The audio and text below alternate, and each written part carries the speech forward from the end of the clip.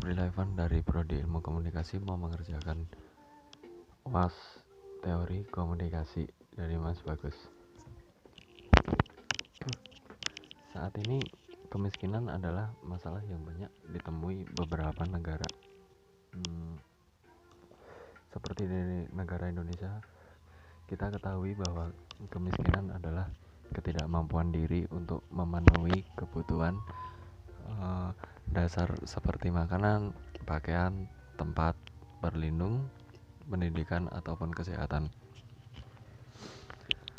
Ada beberapa penyebab kemiskinan yang biasa ditemui di sekitar kita, seperti kurangnya lapangan pekerjaan, kurangnya mentalitas dalam meraih kesejahteraan,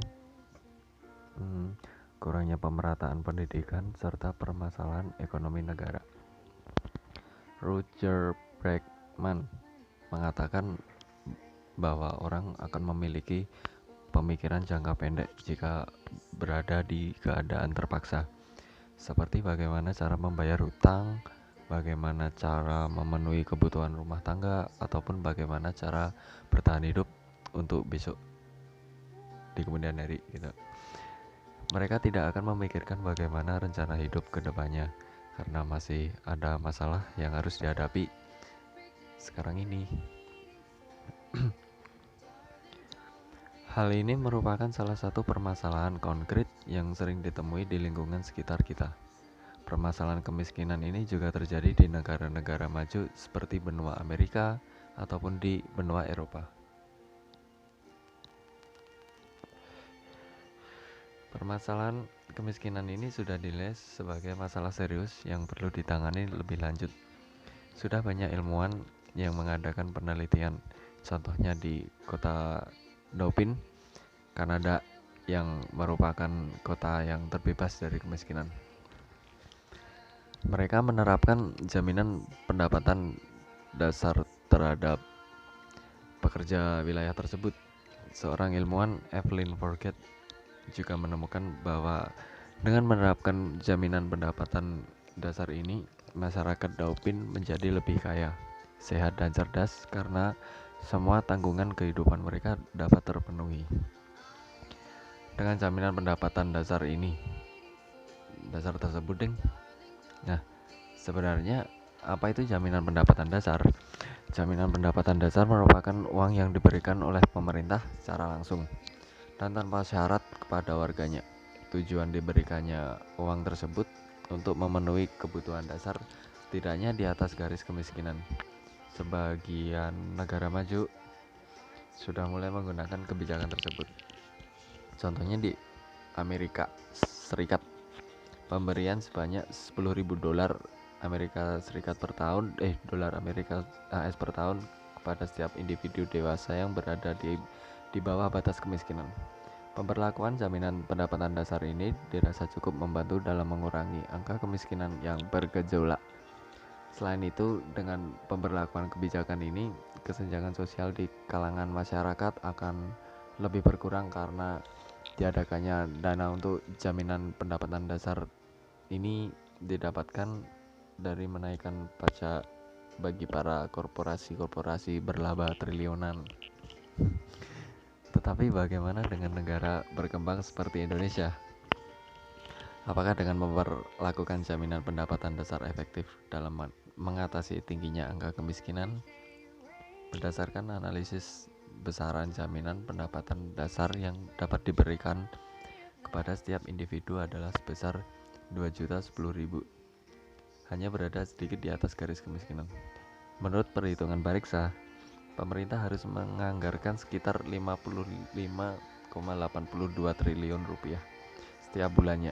Jika angka ini dikalikan setahun, maka pemerintah membutuhkan dana hingga 669,84 triliun rupiah. Angka ini hampir sepertiga pengeluaran negara yang tercantum dalam anggaran penerimaan dan belanja negara perubahan atau APBNP 2017. Anggaran yang sangat besar ini menjadi perdebatan apakah kebijakan ini bisa membantu Indonesia untuk mengurangi angka kemiskinan. Kebijakan ini akan diberikan kepada individu yang dianggap berada di bawah batas kemiskinan suatu negara. Sebenarnya dengan diberikannya jaminan pendapatan dasar ini, diharapkan seorang individu dapat memenuhi kebutuhannya atau mendapat pekerjaan yang lebih layak. Tetapi hal ini juga tidak menutup kemungkinan bahwa dengan diberlakukannya kebijakan ini, orang akan malas bekerja. Kita tahu bahwa di Indonesia sendiri masih banyak orang yang malas. Ini cukup sepele, tetapi biasa menjadi dampak besar jika keadaan ini tidak dirubah. Dengan adanya kebijakan ini, jika diberlakukan sekarang, kemungkinan besar masyarakat akan merasa bahwa mereka tidak perlu berusaha yang lebih karena mereka akan mendapatkan uang tersebut setiap bulan. Pemikiran seperti ini yang perlu diperhatikan juga karena jika dibiarkan saja maka tingkat pengangguran anak menjadi sangat tinggi.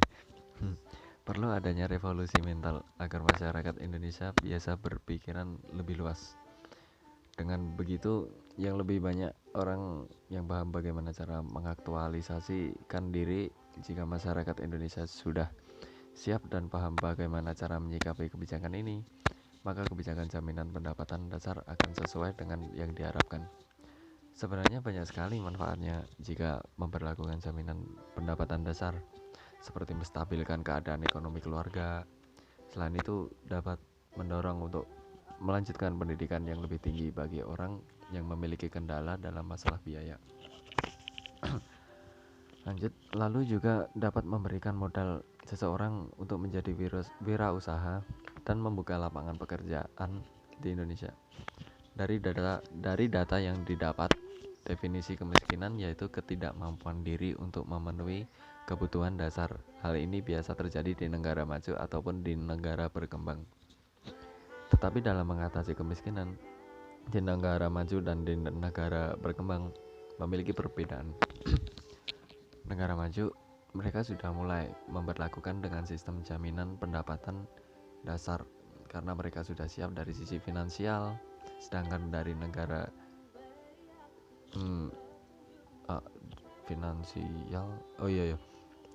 dan dari sisi mental masyarakatnya sendiri. Sedangkan jika kebijakan tersebut diberlakukan di negara Indonesia yang masih belum stabil dalam masalah finansial nih ataupun mental, hal itu akan memicu permasalahan baru yang akan membuat keadaan semakin tidak stabil. Jadi jika dilihat dari sisi negara maju, kebijakan ini sangat membantu dan efektif dalam mengatasi kemiskinan.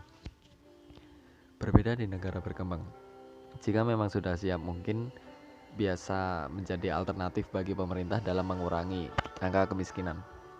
Sekian dari saya, matur nuwun.